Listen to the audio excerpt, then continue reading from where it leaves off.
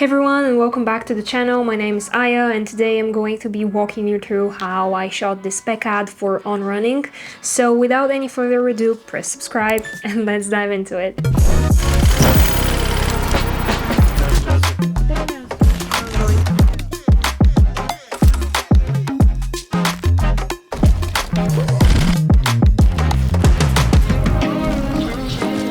Now, very quickly, I want to touch on why spec work is actually really important.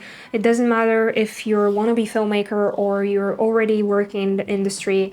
I think, expanding your portfolio and showing kind of the world and yourself that you're actively working, and doing more stuff like letting your imagination come up with something and then going out and shooting it. Just, practice makes perfect, so the more you do that, the better you become. And as I said, your portfolio expands. So, people notice that, one, and then second, you learn new things. So if you aren't doing spec work, please do. I have a friend actually, you should go and support her channel as well. Her name is Nicole Shapiro. And this year she's doing this challenge where she is creating one spec project per month. And I think this is really awesome. But anyways, let's dive into the pre-production of this project.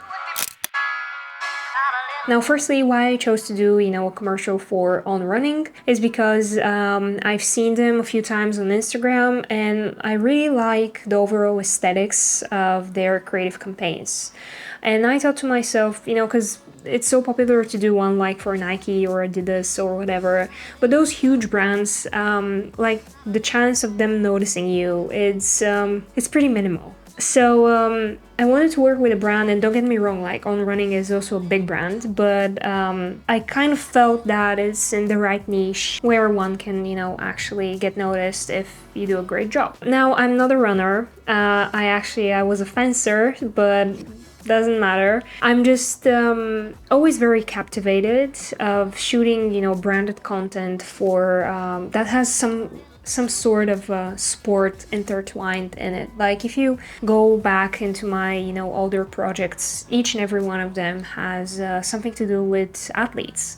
So yeah, that's something I discovered recently for myself. I went on their website and I did some research to see which shoes are their newest additions, and how everyone right now is running. I think it's the new trend, and I was like, okay, I'm gonna do that. So I saw those orange shoes. They were one of their newest models, and I spent about $700 on an online order for like clothes, shoes, socks, all of those stuff. It was time to kind of figure out the concept. So let me open up Milanote. Okay, so here is the Milanote board for this thing. Here I've laid down some info about the lenses because Dizio sent me their new Artlist set lenses. I've reviewed them right here if you want to check that out. I thought that I'm going to kill two birds with one stone, and I've never liked that saying. And do something for myself as well. So I started gathering some inspiration from a couple of sources. I mainly use Frameset just because there are many more options for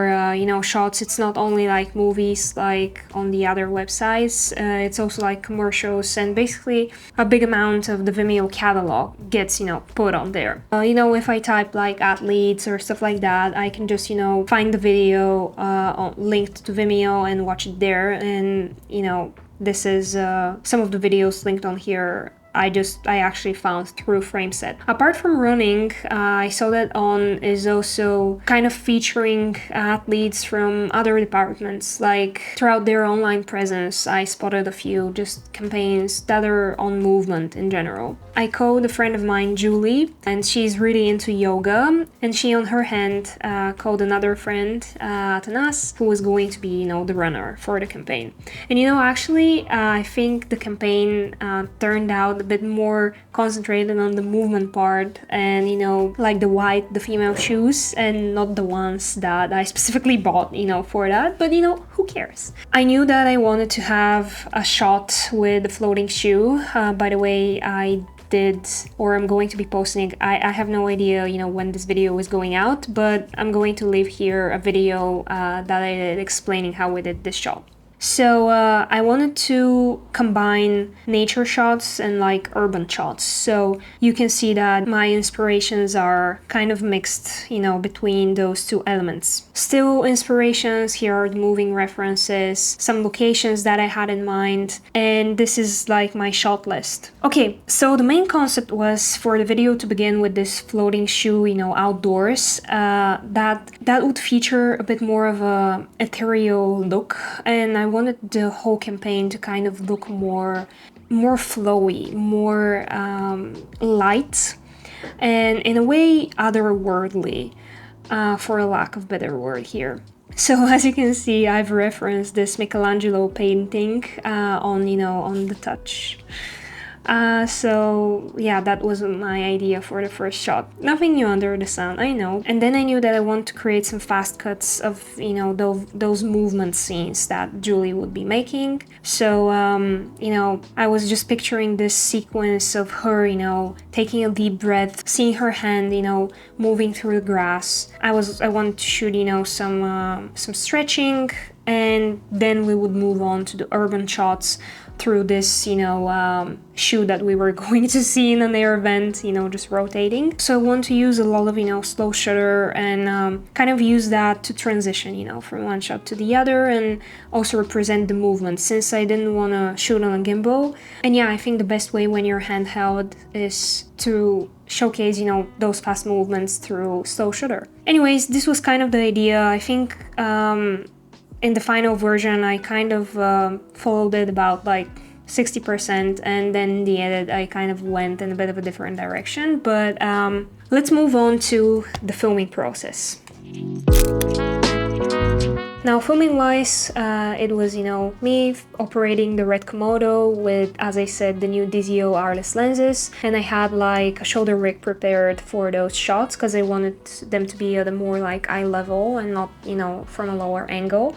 And I've also made a video for that you can watch somewhere on my channel about this shoulder rig. By the way, thank you to George who documented the behind the scenes that you're going to be seeing now. So us three, me, George, and Julie, went in like a foresty type. It actually rained for a while, but then thank God, you know, the weather got better. I was just kind of following the shot list, you know, step by step, and it was pretty easy. Now, after I had my main shots, I just let my, you know, imagination roam there, and I was like, I wanted to kind of go back to my career where, you know, I was just starting out and I wasn't doing any pre-production whatsoever. I was just, you know, showing up on these, you know, not client, you know, shoots, but I always thought that I was going to, you know, nail it and have those ideas on set, and who cares about pre-production.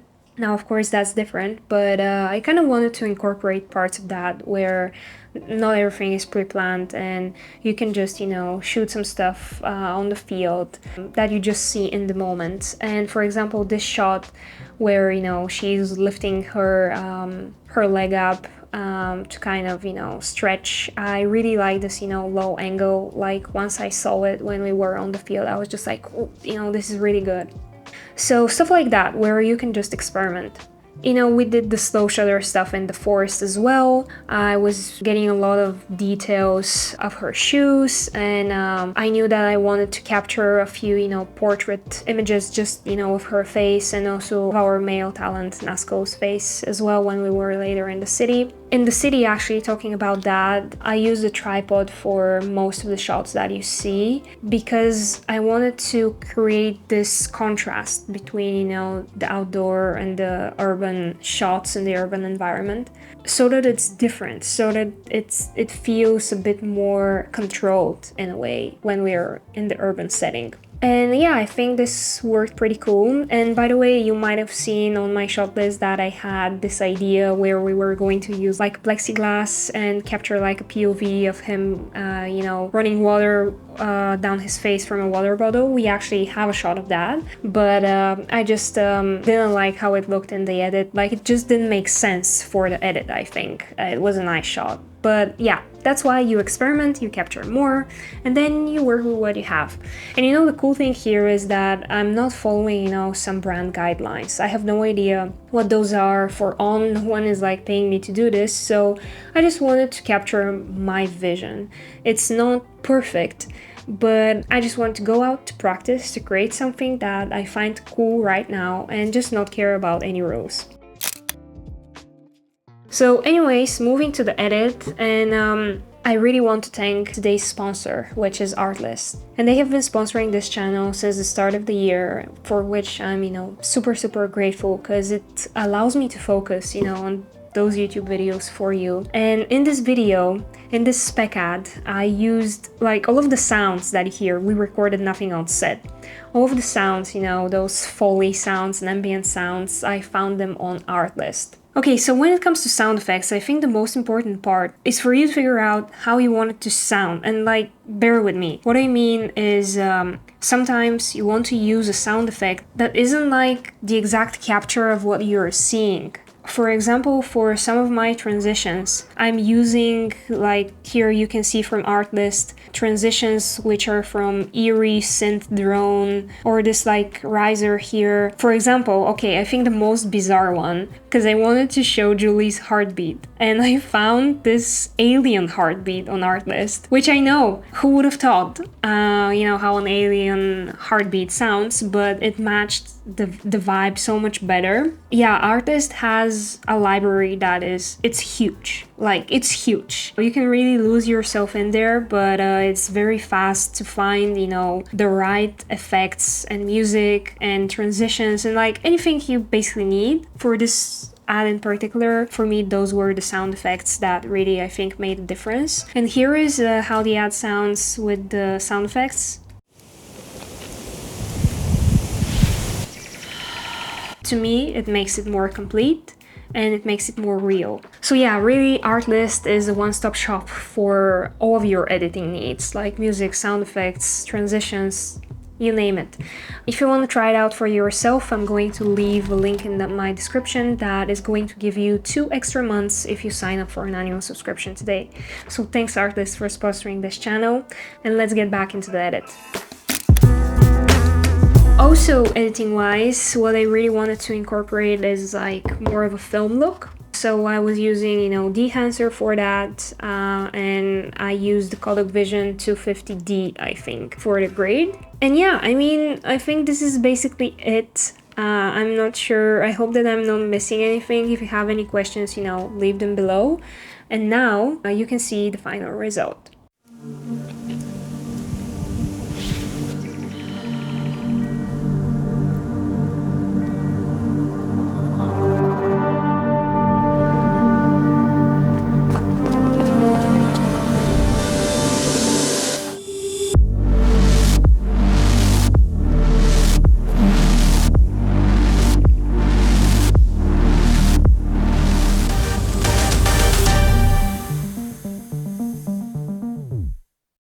Well, hope you enjoyed. Please press the subscribe button, and if you have any questions regarding the ad or anything else, please let me know, and I'll see you in the next one.